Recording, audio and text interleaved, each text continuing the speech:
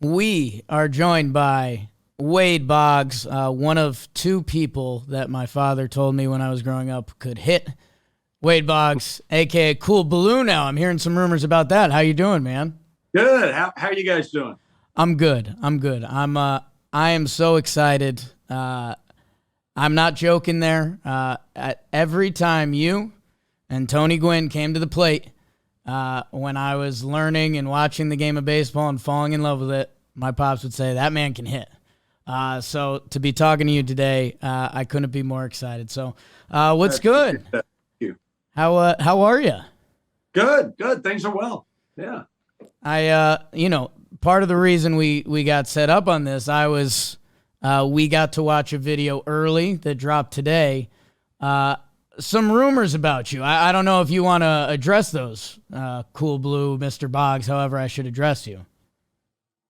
We can address them. You're together with Paps, or are you fighting Paps? It's tough to say. It feels I like just want the truth. I just want the truth. That's the they've got my number, and I just need a phone call. They need to call me because this has been going on since 1983. Yeah, no.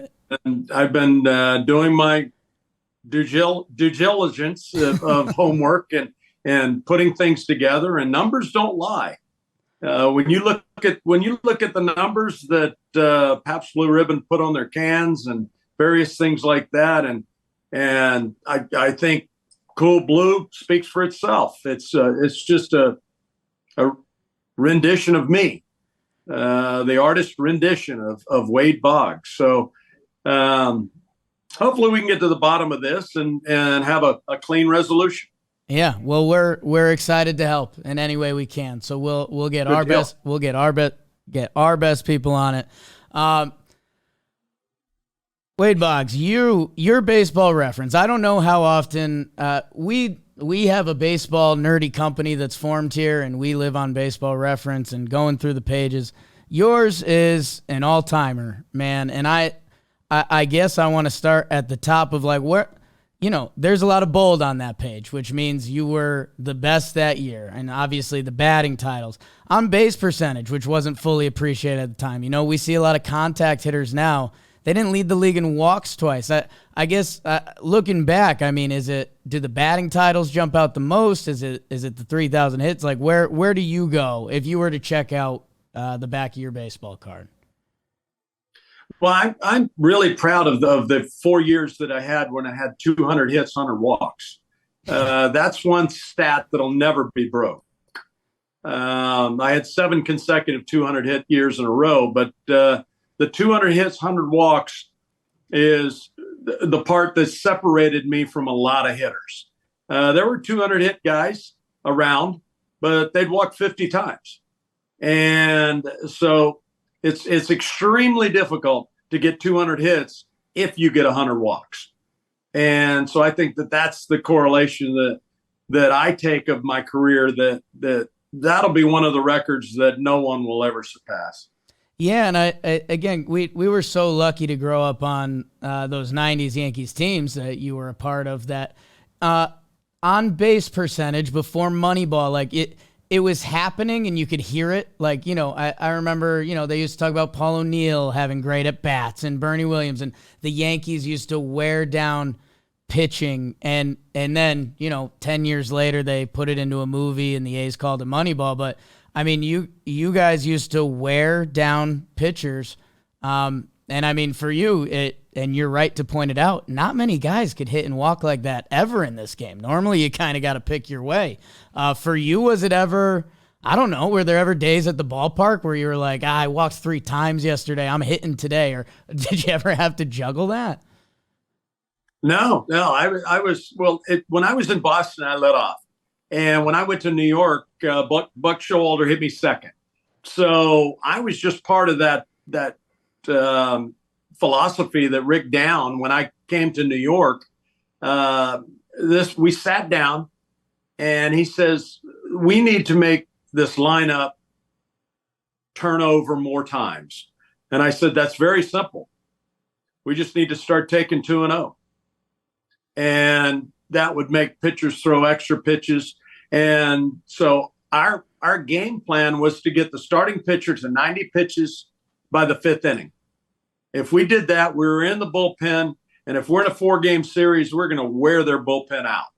And then that we started wearing teams out and winning series, and it all started to fall into place. And that was the thing that guys started watching me and sort of little by little would change their philosophy, and their on-base percentage would go up. And all we were trying to do was just continue to move the line and turn the lineup over. And we did it. We did it with regularity, and it translated into winning games. So it was a great philosophy. Yeah, especially the course of the regular season. And I mean, you see it now, but going back to those teams, I remember, the Yankees kind of were ahead of the game on middle relief, like those Mike Stantons and Ramiro Mendoza's, guys that used to come out for the Yanks, were such important pieces of that team where you guys would sometimes get into those parts of teams, and that was game over. The short porch would start to open up quick, and you'd see crooked numbers go on the board. Well, you were exposing something in the bullpen that they really didn't have. Right. And the starting pitcher, he was at 90 pitches already by the 4th inning. And you look in the bullpen and guys are warming up. And that's what we like to see with guys warming up in the 5th inning, that, okay. And by that time, if we could jump on them, we didn't have to worry about their best player that was out in the bullpen, the closer, because we were never going to see him. Yeah. Yeah. And the hungry dogs start drooling a little bit when you start hearing the bullpen get warm up in the 4th inning. That must have been a good feeling. Absolutely. Now this is Talkin' Yanks, but I was interested because I was just digging through it in my head, because you finish and you open up with Tampa, and you're a legend down there. They retire the first guys in Tampa. You're part of that crew. With the Yankees, obviously, you've been immortalized there, that 96 team and everything else you did. And then in Boston, so are you like the most well-liked guy in AL East history? Like you're kind of welcome with open arms everywhere. Well, I didn't burn any bridges once I left. Smart. That was the big thing. But it took a while in Boston for everybody to loosen up a little bit. But I'm back in the good graces. I work for Boston now, and once the number got retired and all of that, it sort of came back to full circle. And actually this year, on July 9th, I'm going into the Rays Hall of Fame with Don Zinnerman and Carl Crawford. So extremely blessed, and couldn't ask for anything more. That yeah, I mean, we live on the internet nowadays. The Boston fans must have given you a little bit of crap for a couple years, huh? Oh, I got a lot of ration. Oh man, they yeah. Hey, I grew up in Connecticut. Some of my best friends are Boston fans. I think Boston and New York, they need each other to have that beautiful rivalry and baseball relationship. Really but man, both sides can get at you pretty good. Huh? They can. And you know, the thing about it is when I left Boston, it wasn't because I wanted to go win a World Series or I wanted more money or various things like that. Actually, in 90, at the end of the 91 season, Mrs. Yankee offered me an unbelievable contract. And she wound up dying in January of 92 before I went to spring training. And once I went to spring training, they took the offer off the table. So I was going to be a Red Sox guy for life. And with this new contract, it was a 7-year deal for $37 million. And it was a huge contract at the time. And front office took it off the table. We negotiated through spring training. And then at the end of the 92 season, they let me walk. But the only thing that the media outlets in Boston said was traitor. He's a traitor. He's going to New York because he this and that. And that was far from the truth, because actually I had just turned a day before I signed with New York. I had turned down a deal with the Dodgers to go there. So it had nothing to do with it. I just wanted to stay in the American League, and just so happened that the Yankees came calling, and after that, the rest was history. Yeah, I was gonna say, and I didn't know how to phrase it because I guess we're media, we're new age media or something. We're Yankee fans that like talking about the Yankees. I guess I wanted to ask you. I mean, and between that story and even the Tampa element at the end, was there ever any? I don't want to say regrets at all, but like second thoughts about like how you navigated it. Was there any like the Tampa part? Do you ever wish it could have been a couple more years with the Yankees? Or at the same time, I was thinking about it's pretty cool how the way they treat you down there. And like you said, you're being introduced as their first like Hall of Fame class. So I guess if you got to rewrite the story, would it be Red Sox all the way? Or at this point, do you just appreciate all of it? Well, the neat thing is they're all pieces of the puzzle. And the Tampa part of it, I think Mr. Steinbrenner and Mr. Namoli had a secret meeting and saying that we're not going to pick up Wade's option for the 98 year. You can have him because I grew up in Tampa. I played Little League here in Tampa, and it was sort of a going home at the end of my career. So it was time. But at the time when Mr. Jockey offered me the 7-year deal, I never wanted to leave, right, and still didn't. But the front office and all of those people had other thoughts.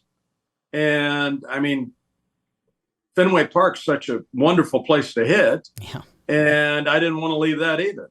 But found a way and learned how to hit in Yankee Stadium, which is the complete opposite of how I hit in Fenway Park. But I wind up winning a World Series with New York, and we had unbelievable teams and 5 tremendous years in New York, and then start from the ground floor up and being part of inaugural season with the Tampa Bay Devil Rays and then collecting my 3,000 hit at home and Tampa Bay. So it was I wouldn't have gone back and changed anything. I think it all worked out for a reason, that I wound up in New York for the reason that I won a World Series, and I wound up in Tampa to have that 3,000 hit be a home run in front of family and friends and sold out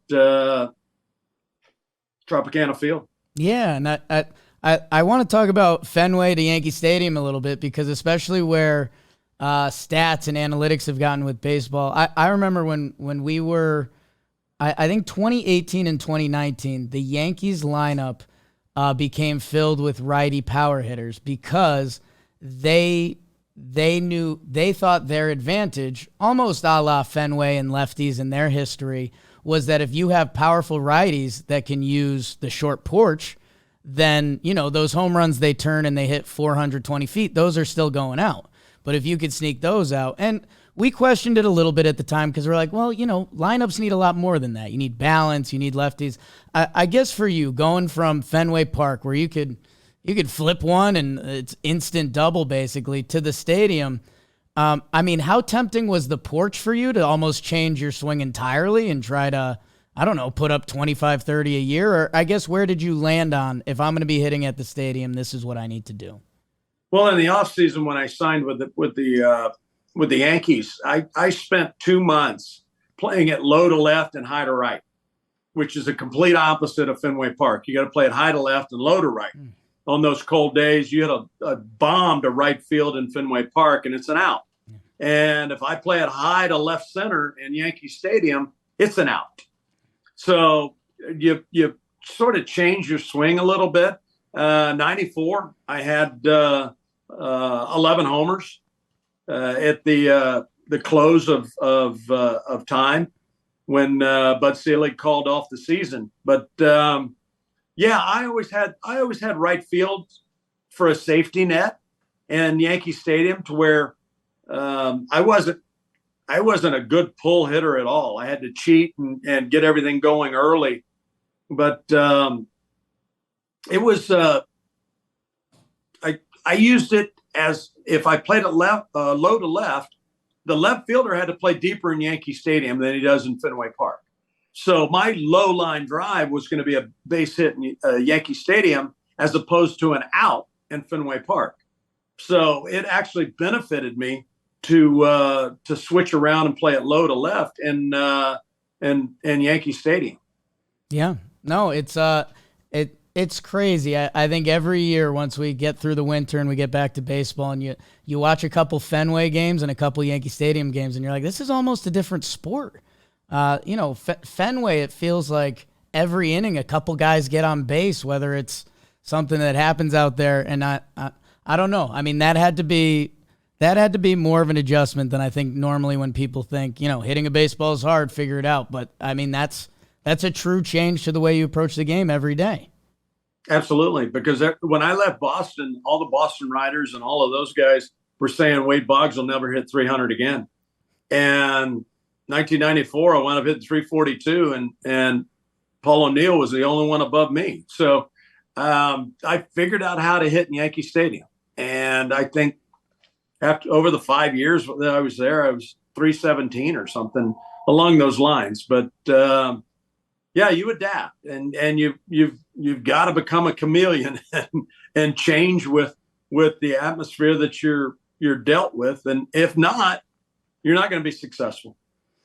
I have to ask you, because it's one of the most iconic images I think, as I remember as a young fan of baseball. The Yankees win the World Series. You're on a horse. I mean, I don't know how to tee it up any better than that. And I know you've talked about it probably thousands of times at this point. But I guess in my head, when I think back to something, whether it's a great day or great memory, I kind of have like freeze frame images in my mind.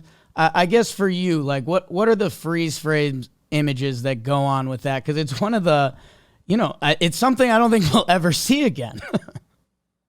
Well, I think that if anybody sees that picture, they know exactly what year that was. Yeah. That was 96. And they hadn't won a championship in 18 years.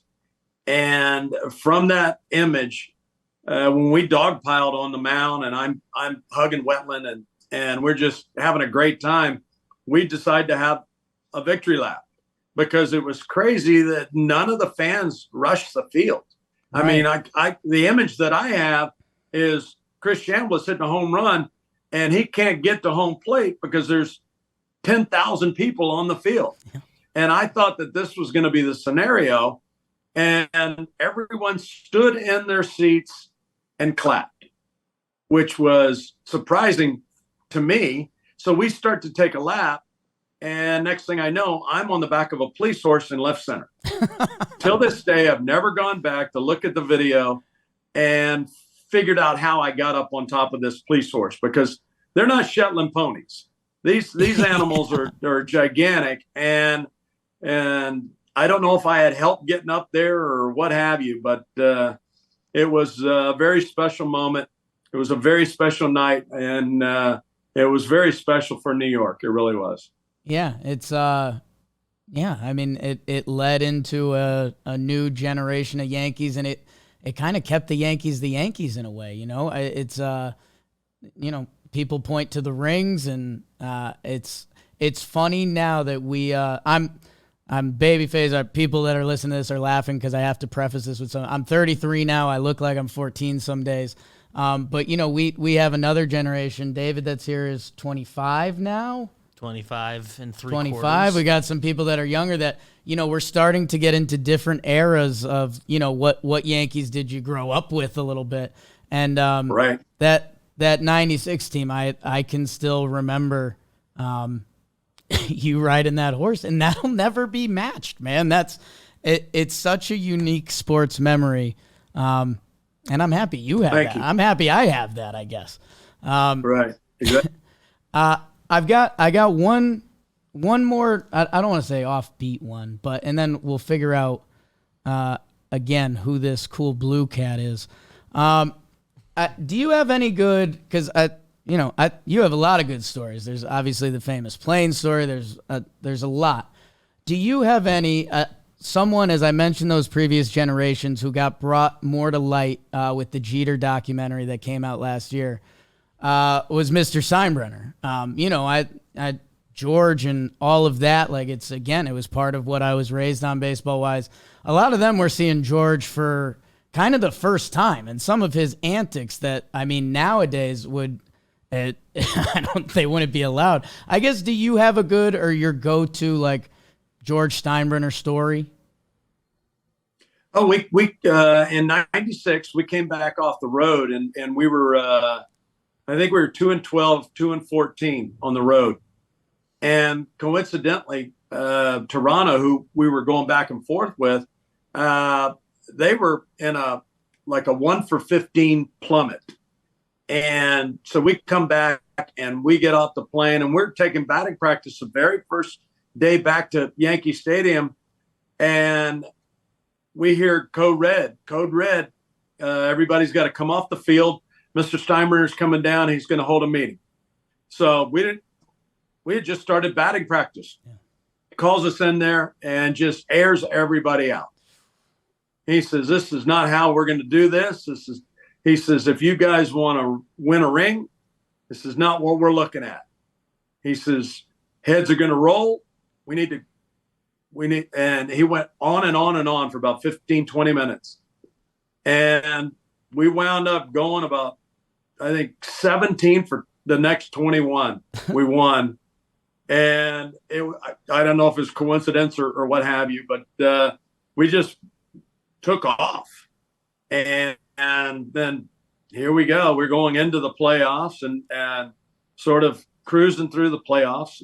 And I decided to grow a hockey beard, and he didn't like that. So I kept avoiding him in the clubhouse, and he'd come in, and so we were playing a little game of hide and seek to where he couldn't see me, but I'm sure he saw it when he looked at me when I came up to the plate. So, man, yeah, I mean, it's just, there's a different generation of sports right now that a lot of people can't even picture that. Like Mark Cuban is like the new revolutionary owner that like he sat courtside and right. he interacts with the players. That, I mean, what George was about, and seeing some of those highlights last year, it's one of my favorite questions to ask, because I haven't met a person that interacted with Mr. Steinbrenner that doesn't have a story about him as well. So that's He's a wonderful man. He really was. He's a wonderful man. That's why I ended up there. Mr. Boggs, I know you have to get going. Is there anything else that maybe we can get our detectives on for this Cool Blue situation? Because, again, they need to go check out the video. And it feels like a case of stolen identity that with you and Pabst Blue Ribbon. Well, that's the case that we're presenting to Pabst right now, is 1983 when all this started. And I mean, when you look at it, they got 12-ounce cans, and I'm 12-time All-Star. And I was, that year against Milwaukee, I was 18 for 44. And it was brewed. The very first year was 1844.